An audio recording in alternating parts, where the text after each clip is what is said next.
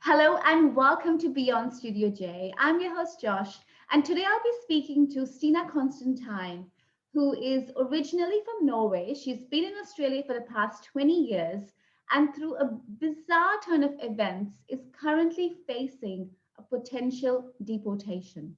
Let's welcome Stina. Hi Stina. Hi, how are we going? I'm good. How are you going? I'm doing well. Yeah, you have this really beautiful, I don't know, like looking at you, you just have this really resilient kind of face at the moment. Like you can tell you're really going through something, but you've got this strength. So do you want to like actually tell us about actually what is going on? Yeah. So basically, in a nutshell, I've been a student in Australia for several years. I've lived in Australia for about 20 years now. And as an adult, I've been on a student visa. And as many people who've been trying to migrate to Australia will know, there's a process to go through between student visas to temporary visas, permanent visas, and then citizenship. So I was on my path on that path when I got a deportation notice from the Department of Immigration because there was a date that was put down incorrectly by my education institution, which meant that it looked like I had done the wrong thing by the application time. So I was shocked late last year when I found that after the appeals tribunal, because I actually did try to fight it. I tried to say, look, this is not my fault. This is an error. Yeah. Please So have a look here. yeah, so Stina, when when this error happened, like how did Mm. you find out? Like did the I, university call you or who called you? no, it was the Department of Immigration when they said, no, we're declining your visa because of this date. You didn't make an application within 6 months of having completed your course. And I went, whoa. Of course I did. What do you mean? What was the date error? Like what's the time frame? Like what was the actual date and what was on the form like? Yeah. So the form had actually put down the 11th of January as the date that I had completed my course. And that at that time I was still doing my placement. So I hadn't actually finished my placement. So it was impossible for me to have completed my course on the 11th. I actually completed it on the 28th of February. So it was Um, a few weeks, but it was enough time for the department to say, no, you did the wrong thing. yeah. Okay. I mean, yeah, it just sounds so insignificant and small and right. Okay. So you made an appeal with the tribunal. Yeah. So when that came to light, I first called up the institute and said, "Hey, what's going on here? This is not right." And they tried to work through it. At first, they were difficult about it, so I didn't get a response from them straight away. So I went to the appeals tribunal. I said, "Here's my case. This is incorrect. Please have a look. Here's the dates where I'm clearly still studying, so it's not possible for me to have completed it." But unfortunately, the appeals tribunal still said, no, we can still see 11th of January on these letters here. So we're going to go with that decision. And that was the decision that came through late last year that said you have 30 days to leave the country. Okay. Yeah. And in this time has so the university would have amended the date by then, and they Yeah. did that because they realized that they had made a mistake, or they did it because they were forced to do it. That's a good question. They haven't actually admitted either way. They have corrected the date, but they've not admitted either way. So we've got a letter that says, here's the date, here's a new date, which is the same date that I've said all along, but they've not actually verbalized we made an error. Oh, Yeah. okay. All right. I mean, it just sounds so absurd. I mean, Yeah. obviously, it wouldn't sound more absurd to anyone like more than it would to you because you're living through it. But the fact that everyone involved can't just see that it's just an error. That's all it is. And now you are well, you've got some lawyers on board and you're appealing it. Yeah. Yeah. So that was the only choice. In December, when they said you've got 30 days to leave, I hit panic. What do I do? We were still in COVID lockdown, so I couldn't physically leave the country. And there was no answers. I kept asking questions. What happens if I can't physically leave? Will I get a knock on the door in the middle of the night and be sent off to a detention center? Like, what actually happens here? And nobody was able to give me answers. So I hit the panic button, and someone said to me, look, if it wasn't for the fact that legally to take this battle costs a lot of money, which I don't have. If it Yeah. wasn't that, would you fight it? Do you have this in you to fight it? And I said, of course I would. I want to stay in Australia. This is where I've lived. This is my home. I don't For want the to leave. past 20 years, you've built a life here. Yeah, I don't want to leave this place. So I will do whatever I can to try and stay. So they said, all right, well, make that application. So it's now at the federal circuit, which has meant that I've needed to get solicitors on board, and I've needed to hire a barrister as well to be able to make representation on my part. Wow. So that sounds crazy expensive. Very, very. It's not something I can afford. So someone actually set up a GoFundMe page that people have been donating to, which has been really nice. It's already helped me pay off some of those legal fees that I've already had to do for applications. So that's been really helpful. But yeah, crazy expensive. Well, how much longer is it going to go on for? Yeah, good question. So initially when this came to light, it was actually 2018 when this first came to light. 2018. Yeah. And then there was a long wait. The appeals tribunal have a long wait before your case is heard. And we had COVID, so that slowed everything down again. So my case was heard at the appeals tribunal in 2019. And then was it 2000? No, it was 2020, mid of 2020. And then in late last year is when they came with the decision. So then I made a federal circuit application, and I was told there's a backlog of cases in the federal circuit across the nation, and it would take some time. But I now do have a court date for the 9th of June. So my case will be heard on the 9th of June, and the judge will make a decision then on what happens. Oh. Wow. Yeah. So it's all kind of, yeah. It's just about coming to some sort of finality here. I'm hoping. I'm hoping. Yeah. And well, do you have any idea? Do you have any indication of which way it's going to go? Oh, unfortunately, my case is so nuanced that there hasn't been a case like this before. So it makes it really difficult to prove that, or to at least encourage the court to consider moving in a positive direction for me. And because the federal court's job isn't to decide whether I get a visa or not, the federal court's job is to make sure that the appeals tribunal followed the due process. So it's going to be very difficult to convince the court that the appeals tribunal actually didn't follow due process by giving the result that they did. So it's really difficult to tell which way it'll go on the day. Oh my God. So, oh my God, it's like, that's so bizarre because, just having these talks and just knowing that you're appealing and everyone stepped up to support you, it's like you're just going to assume it's going to have a positive outcome. But yeah. I'm really having a bit of a bodily reaction, and I can't even imagine what you're feeling. It comes in waves. Oh my God. It comes in waves. Yeah, and to have been waiting for it since 2018. So what have you been doing since then? You've been working? Yes, yeah. As a social worker, I've worked at Relationships Australia with separated families during the weekends, and then during the week, I work at Country Hope with families of children diagnosed with cancer and other chronic life-threatening illnesses. So both very intense work environments, both very much family-oriented. Which I've loved. It's been really good to be able to continue to work, and I'm really grateful that the department didn't go, well, we're going to stop you from working as well on top of that, but they allowed me to continue to live. So that's been a real positive. Yeah. Well, your community must really love you, Stina, because people have really been showing their support, and yeah, they've been incredible. Yeah. They've been incredible. I mean, even our local MP, our local federal member is the Deputy Prime Minister of this country, Michael McCormack, and he's been really good in making representation on my part to the various ministers as well, because as you just said before, this is a silly error, really. It's a really silly error that should just be easily fixed, especially with the university saying themselves, well, here's the date that you've said all along. So it should be an easy fix. So there's been an application for ministerial intervention as well, to see if the Minister for Immigration might step in, instead of having to go to court, might step in and say, look, let's forget court. This is a silly issue. Let's fix it. Let's move on. Let's not waste resources. So the community have really rallied, and they've created a petition page on change.org as well for me.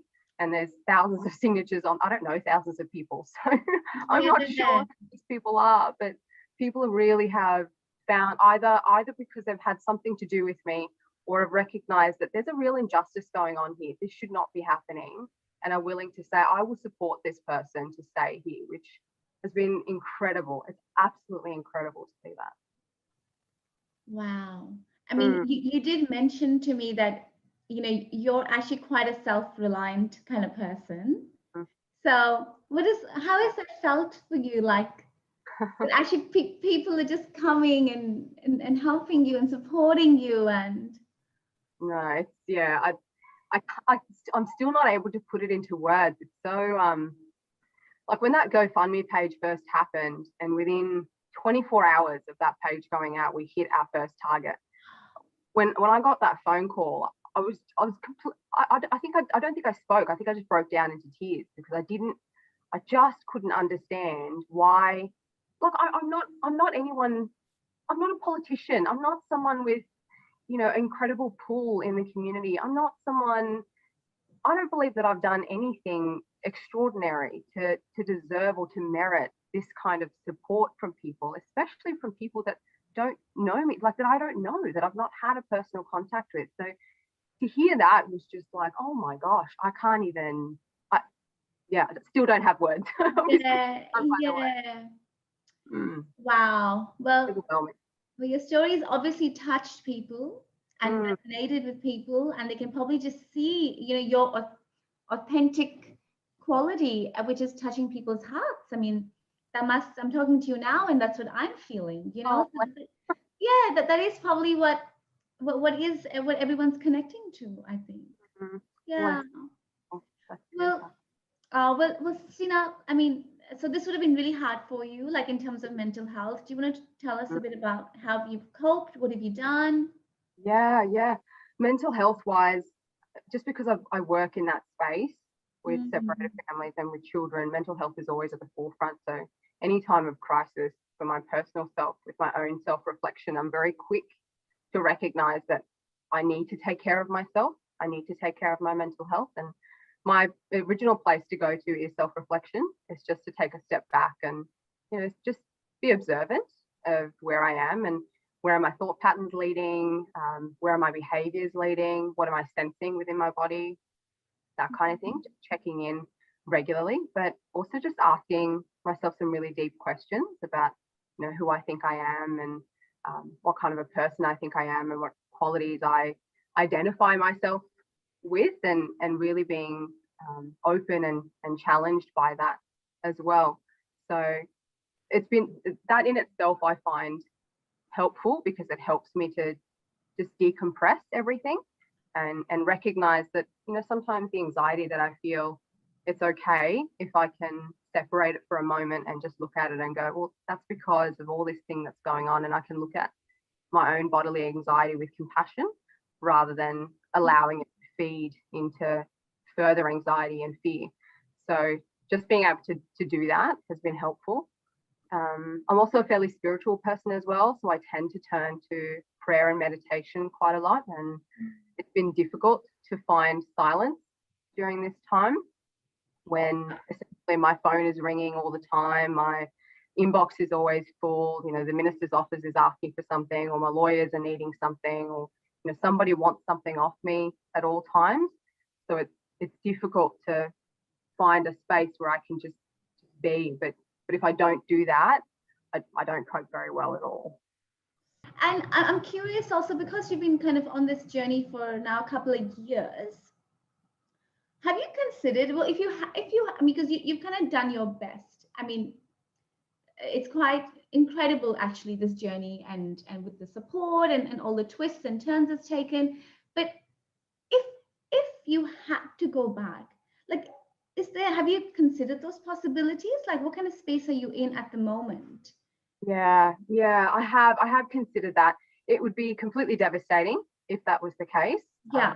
Because this is my home, and I would leave behind everything that is Australia for me, and I very much identify myself with Australia. So Leaving that Yeah. behind would be like leaving a part of me behind, which would be Yeah. awful. It would be really awful. What age Um, were you when you came to Australia? 10, You were 10. 10. Oh, oh wow. Because I don't know why, because when you said you came for studies, I just assumed you came for like maybe Yeah, university or something, but okay. yeah. So I did my high schooling, did a couple of years of primary school, all of my high school in Australia. We went back as a family, back to Norway. I spent a year. I tried to readjust to a Norwegian kind of life, but something about Australia kept pulling me. I just felt like there was unfinished business in Australia, and like my heart was just coming back. And so I thought I need to just go back and try this as an adult and decide for myself if there is something more here. And that's when I came back as a student and Yeah. wanted to make this my home. Stina, do you want to just give us a little bit of an insight into what your life is like here? Yeah, sure. So other than the two jobs that I already described a little earlier on, I live with my house mum. She's like another mother to me. She's 80 years old this year, incredible woman. She has 15 children, so the house is always full. We're always very much family oriented. Every Wednesday, the whole family gathers together.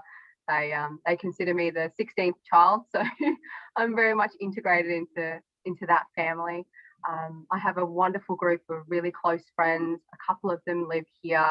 A couple of them live outside of Wagga, so I get to see them on a fairly regular basis.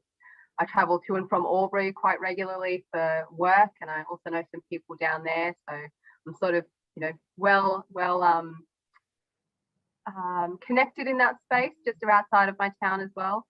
I was also city ambassador for Wagga a couple of years ago, so I became really well ingrained in this community. Like this, I really took I became sort of possessive's not the right word, but like an ownership of this town. It really became mine, and I wanted to serve it in every way possible that I could. So this is just like, every part of me is in this place, and every part of this place is in me. So.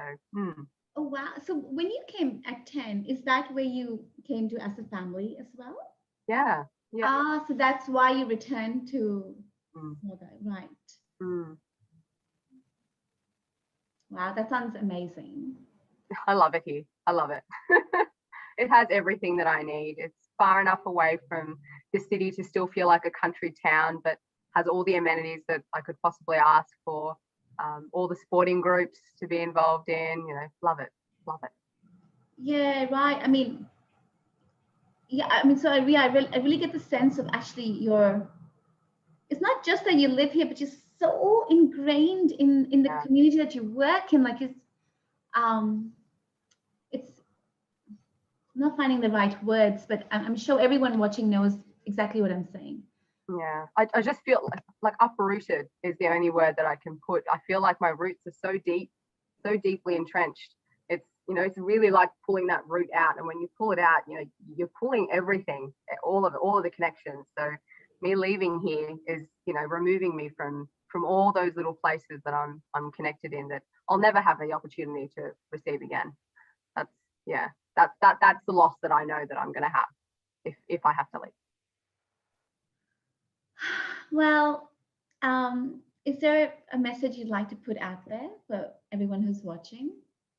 I guess, firstly, for me, it's just gratitude. It's just gratitude towards everyone who has ever either, financially helped or signed a petition, but also to all the people who've contacted me, the people I don't know who send Facebook messages and just reaching out to say, hey, I think this is absurd. I'm with you, even though there's nothing I can do to help you. I'm journeying this thing with you, and I support you. I'm really grateful for all those positive vibes and thoughts and hopes and prayers that people are putting out. Really grateful for that. But I think the other thing that I've learned through this is to really take time to think about, who you really think you are and the things that we're attached to, because I've certainly realized that having been here for so long and feeling so attached to Australia, it's a good thing in that, it's my home, but at the same thing, I'm recognizing that that's life altering as well. So just being, now having to learn to detach myself from Australia in case the possibility comes where I will have to leave and I won't be able to come back again. So it's just that being aware of the things that we're attached to, and learning to detach ourselves in a way that allows us to continue to thrive in our lives, but not be held down by those things. Wow. Sorry, I'm feeling so affected.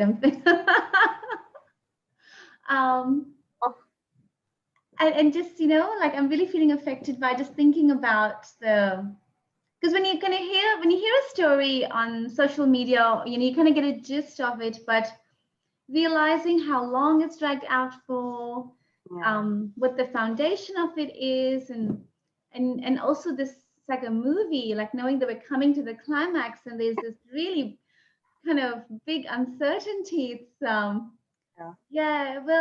Stina, do you want to just tell everyone what the GoFundMe page is? Because I'm sure you could still do with more donations, because I mean, your costs probably just keep adding up all the time.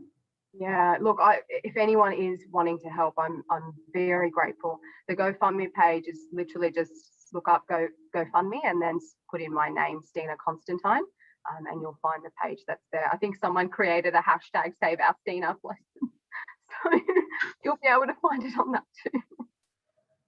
Stina, thank you so much for talking to us.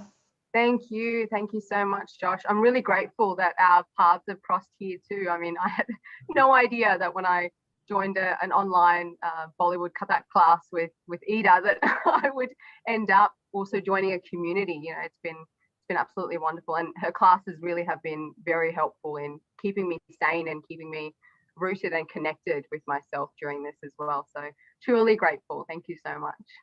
Oh, well, wishing you all the best. Really hope that everything works out in your favor and you get to keep living here and inspiring and doing all the wonderful things that you do. Thank you so much. Such a pleasure. Bye. Bye.